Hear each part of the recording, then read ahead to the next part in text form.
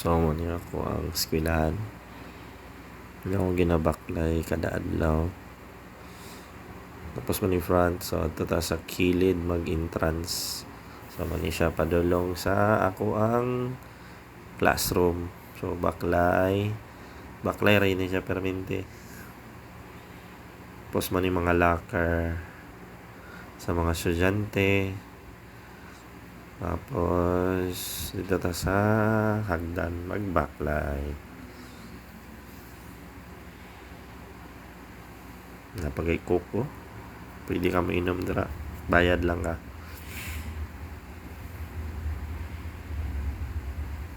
Kaya sa kuan ay. Sirag baklay.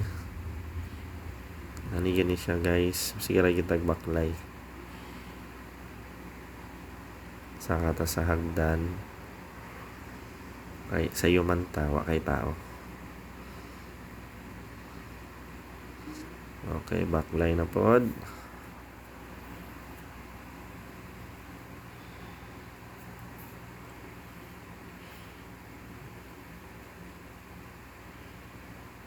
Itong ginaog na.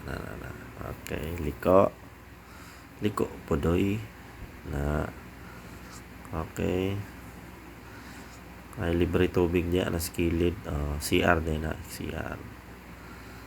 Tapos abot sa tumoy mana classroom.